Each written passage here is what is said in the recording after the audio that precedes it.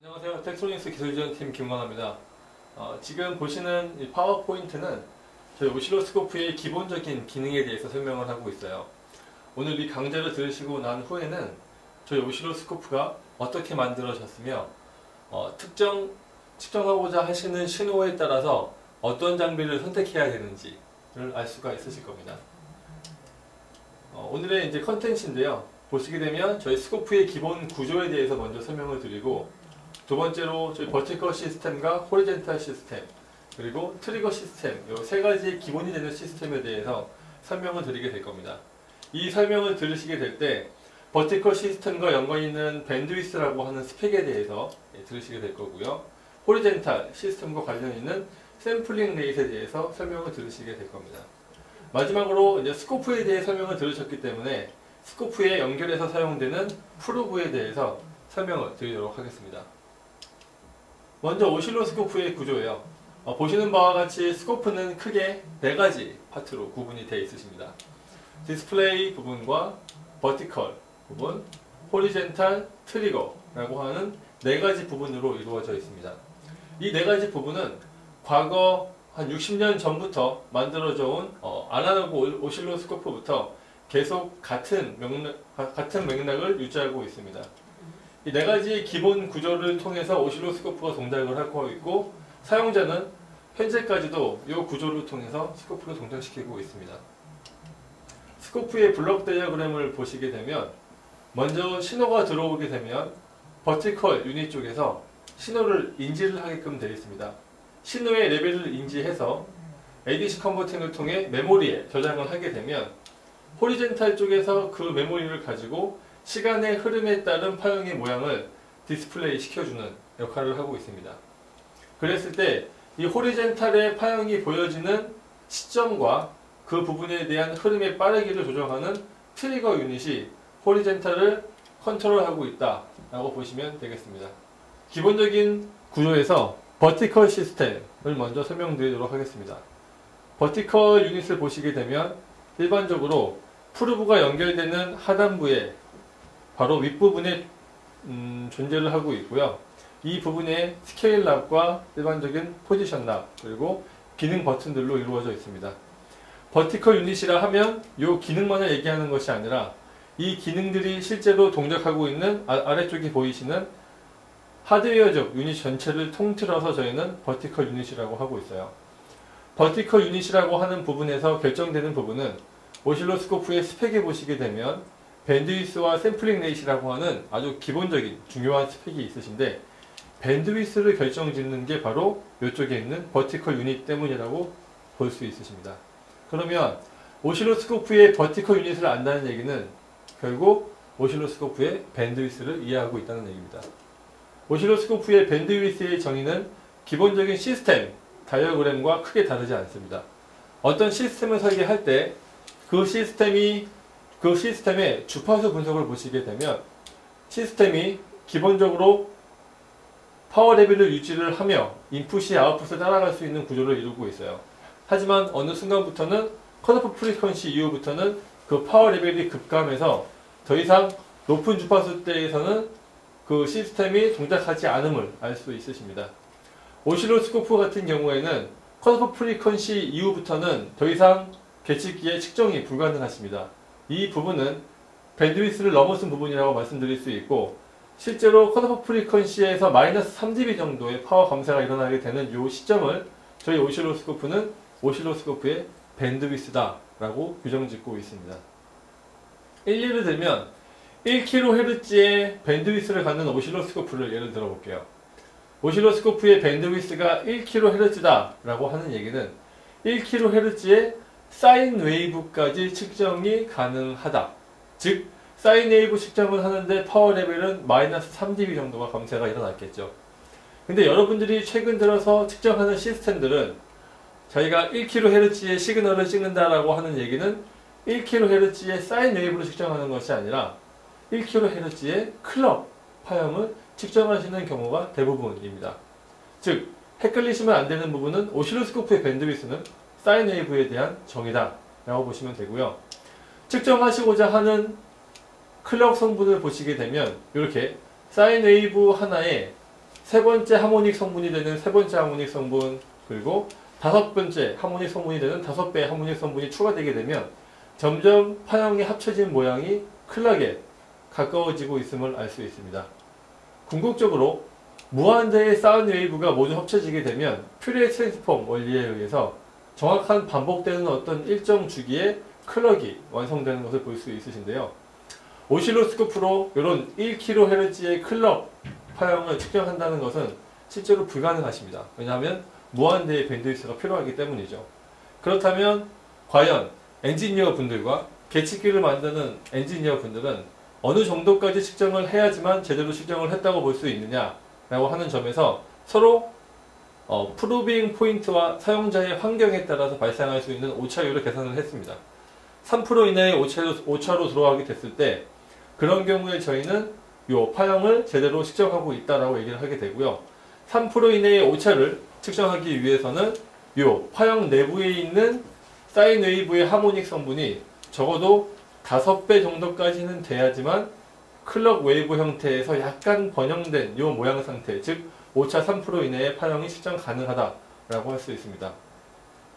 결론지어 얘기를 하게 되면 1kHz의 클럭을 재기 위해서는 밴드위스가 다섯 번째 하모닉 성분까지 잴 수 있는, 즉 5kHz의 밴드위스를 갖는 장비를 구비하셔야지만 1kHz의 클럭 웨이브를 제대로 측정할 수 있으십니다.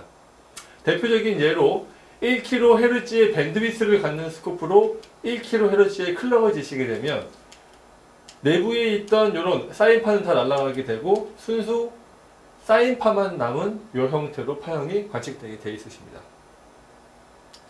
자, 제가 지금 버티컬 유닛 쪽에 있는 밴드위스에 대해 설명을 드렸고요. 실제로 화면을 보시게 되면 그 밴드위스 리밋이 과연 파형 모양을 어떻게 바꾸는지 일례를 보여주고 있습니다. 실제 리얼 파형은 채널 1번에서 측정이 되고 있고요. 밴드위스 리밋을 250메가를 걸게 되니까 약간의 노이즈 성분이 감소되는 걸 볼 수 있으시고요. 20메가에서 밴드위스 리밋을 거시게 되니까 파형 전체가 완전히 누워버린 곡선 형태, 즉 사인파 형태로 변형되는 것을 볼 수 있습니다.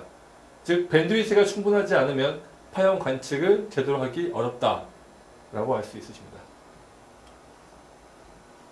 다음은 호리젠탈 유닛에 대한 설명이세요. 스코프의 가장 기본적인 유닛으로서 호리젠탈 유닛은 스코프 화면에 보이는 수평축을 담당하고 있습니다. 수평축 쪽에서 가장 중요시 여기시는 부분은 파형을 획득할 수 있는 개수의 양과 그 파형의 해상도라고 볼 수 있으십니다.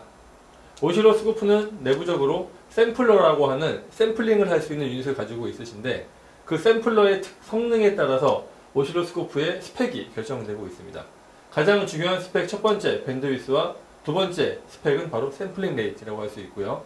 이 샘플링 레이트는 바로 호리젠탈 쪽에서 컨트롤이 가능하십니다. 먼저 보시게 되면 호리젠탈 유닛 쪽에서 이제 샘플링을 하기 때문에 샘플링에 대한 설명을 드리고요. 이 샘플링이 부족한 경우에 발생할 수 있는 문제에 대해 설명을 드린 다음에 그러면 과연 스코프를 제대로 쓰기 위해서는 샘플링 레이트를 어떻게 해야 되는가까지 배우시게 될 겁니다. 일단 스코프를 보시게 되면 과거의 아날로그 어떤 시그널을 지금 같은 경우에는 ADC 컨버팅을 통해서 디지털로 바꿀 수 있는 걸 볼 수 있으세요.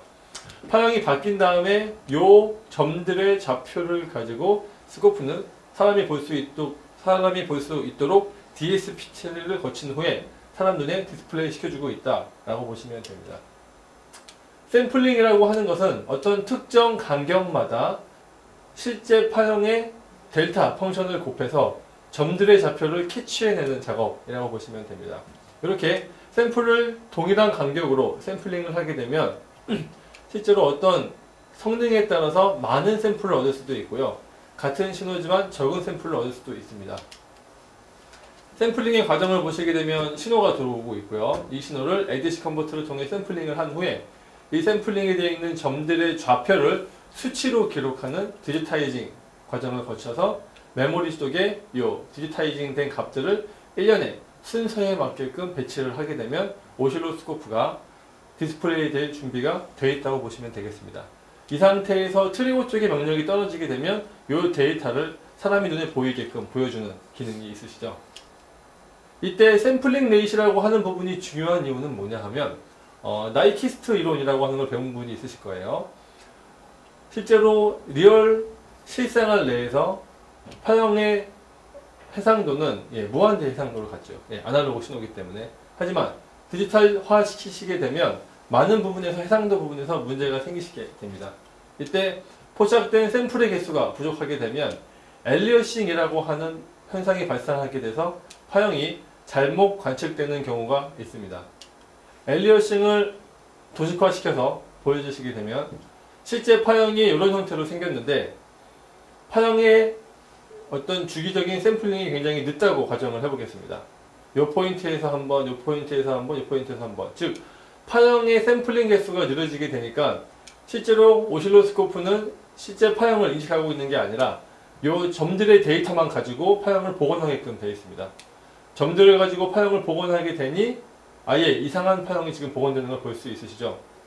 아래쪽에 있는 그림을 보시게 되면 적어도 파형의 한 주기 이내에서 2번 이상의 샘플링이 이루어지지 못하고 한 주기 이내에서 한 번의 샘플링, 두 번째 주기, 세 번째 주기에서 통틀어서 4번의 주기 내에서 파형이 샘플링이 3개밖에 이루어지지 못하니까 복원되는 파형은 굉장히 느린 속도의 저속 파형이 재생되는 걸 볼 수가 있으십니다. 이런 파형의 프리퀀시가 느려지고 이상한 형태로 파형이 변형되는 성질을 저희는 엘리어싱이라고 말씀드리고 있습니다. 엘리어싱 같은 경우는 나이키스트 이론에 위배되기 때문에 즉 파형에 측정되는 파형의 주파수보다 샘플링 레이시 2배 이상 크지 않으면 파형은 복원될 때 왜곡된다 라고 하는 것이 바로 엘리어싱이고요. 장비 입장에서 리얼 실제 장비 입장에서는 2배가 아닌 저희는 2.5배로 권고를 시켜드리고 있습니다. 즉 1kHz의 신호를 찍으시려면 샘플링 레이트는 적어도 2.5배 되는 2.5kg 샘플 퍼 세크 이상의 장비를 가지고 측정을 하셔야지만 엘리어싱 없이 전체 신호를 제대로 볼 수 있으십니다. 자, 트리거 유닛이 남았는데요. 제가 트리거 유닛 설명드리기 전에 버티컬과 호리젠탈의 제일 중요한 부분은 방금 말씀드린 바와 같이 버티컬에서는 밴드위스를 걱정을 하셔야 되고 호리젠탈에서는 샘플링 레이트를 보셔야 된다 라고 말씀을 드렸습니다. 즉 버티컬과 호리젠탈은 어떤 측정하는 신호를 정확히 보기 위한 장치라고 보시면 되고요. 트리거 유닛은 이 두 가지를 컨트롤하는 유닛이다. 즉 사용자가 잘 쓸 수 있을수록 더욱 파형을 잘 캡처할 수 있다 라고 하는 부분이십니다. 트리거 유닛은 특별한 구조로 이루어지진 않으시고요. 하드웨어 트리거가 저희가 제공시켜 드리고 있는 목록이 지금 PPT에 나오고 있습니다. 펄스 트리거와 펄스 트리거 내부적으로 보시게 되면 엣지 트리거, 즉 파형이 어느 레벨 이상 됐을 때 파형을 세운 엣지 트리거와 런트 트리거, 키가 어떤 것보다는 크고 어떤 것보다는 작은 어떤 범위 내에 있는 앰플리튜드를 가진 파형을 잡을 때 런트 트리거, 그리고 폭이 작아질 때 잡는 위스 트리거, 그리고 라이징 타임과 폴링 타임이 빠를 때 또는 너무 느릴 때 잡아내는 슬류레이 트리거, 그리고 1번 채널을 클럭으로 보고 2번 채널을 데이터로 봐서 셋업 타임과 홀드 타임이 너무 길거나 너무 빠른 경우에 파형을 세워주는 타임아웃 트리거 등이 있습니다. 버스 트리거는 저희가 제공시켜드리고 있는 굉장히 높은 퀄리티의 트리거로서 버스를 지정하시게 되면 iSquareC SPI, RS232, CAN, RIN 같은 저속 프로토콜의 어떤 특정 경우에 대해서 파형을 세워서 볼 수가 있으십니다. 마지막으로 비디오 트리거 같은 경우에는 특정 방송업체나 이런 업체에서 비디오 시퀀스에 맞는 신호가 나오게 되면 파형을 세우는 기능이라고 볼 수 있으십니다. 지금까지 스코프에 대해서 설명을 다 드렸고요. 이제 마지막으로 스코프에 장착이 되는 프로브에 대해서 설명을 드리겠습니다. 프로브라고 하는 것은 결국 회로상에 있는 전기 신호를 오실로스코프에 전달하기 위한 젠더 유닛이라고 보시면 되고요. 전달 매개체라고 보시면 됩니다. 오실로스코프는 외부에서 들어오는 신호를 순수 전압만으로 인지가 가능하십니다. 그 얘기는 프로브의 종류는 전압을 재는 전압 트리거와 그리고 로직을 재는 롤리 트리거, 전류를 재는 전류 트리거, 온도, 광학, 트랜스듀서가 있으시지만 궁극적으로 오실로스코프에 전달되는 신호는 다 전압으로 변형된 상태로 전달이 돼야 된다 라고 보시면 되고요. 온도, 광학, 트랜스듀서 같은 경우에는 특정한 어떤 컨버터라고 보시면 되겠습니다. 여러분들이 많이 사용하실 프로브는 전압 프로브고요. 그 이후에 전류 프로브와 논리 프로브로 사용하시게 될 겁니다. 각각 프로브 내부의 소자를 보시게 되면 수동 프로브와 능동 프로브가 존재를 하고 있는데요. 수동 프로브는 수동 소자로 이루어졌기 때문에 튼튼하고 값이 싼 반면에 정밀한 측정은 불가능하십니다. 능동 프로브는 액티브 소자가 들어있으시죠. 내부에 OPM프가 들어있으십니다. OPM프가 들어있기 때문에 OPM프가 들어있는 능동 프로브는 빠른 신호를 잴 수 있고 굉장히 정밀도가 높은 신호를 잴 수가 있으십니다. 이런 수동 프로브와 능동 프로브의 특성을 가진 프로브가 내부적으로 존재를 하고 계시고요. 그리고 전압 프로브만 특별하게 차동 프로브라고 하는 것이 별도로 존재를 하고 있습니다. 차동 프로브는 디퍼런셜 프로브, 즉 양단 간의 전압을 재는 프로브입니다. 일반적으로 많이 사용하시는 프로브는 싱글 프로브죠. 그라운드 대비 한 포인트의 전압을 재는 프로브, 그리고 전압 프로브에서 특별히 차동 프로브를 제공하고 있다 정도로 아시게 되면 프로브에 대한 전반적인 내용이 이해가 가실 겁니다. 전류 프로브는 저희 텍트로닉스에서는 전류의 흐름을 끊어재는 멀티미터가 아닌 전류상에 유도되고 있는 전자기 유도 현상을 측정을 해서 그 부분을 전압으로 변형시켜 커런트 양을 표시해주는 전류 프로브를 제공하고 있습니다. 프로브에 대한 사용 이점을 표시하고 있습니다. 편리성이시고요. 부하 효과의 감소가 있으십니다. 즉 편리하다는 얘기는 지금은 프로브가 없으면 모든 신호를 찍기가 거의 불가능한 상태입니다. 부하 효과의 감소란 부분은 아시다시피 일반적인 프로브의 임피던스는 10메가에서 20메가 정도 ohm의 임피던스를 갖습니다. 그렇기 때문에 큰 외부 저항으로 인해서 회로 전체에 미치는 영향을 줄인 상태에서 신호를 찍을 수가 있으시고요.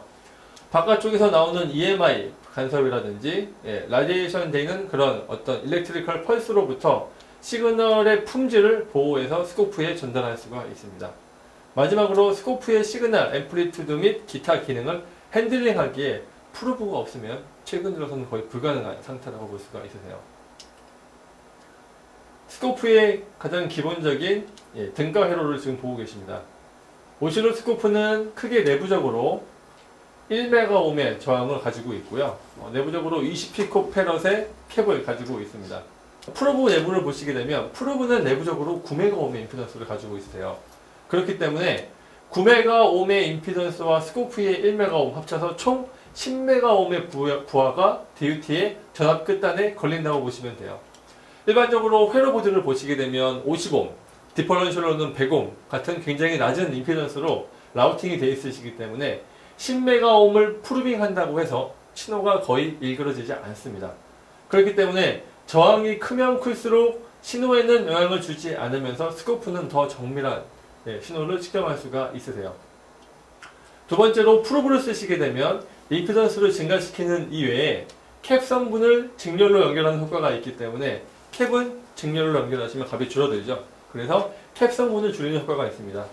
캡 성분을 줄인다는 얘기는 즉 시그널이 눕는 현상을 줄일 수 있다는 얘기입니다. 라이징 엣지를 정확히 볼 수 있는 특성이 있으세요.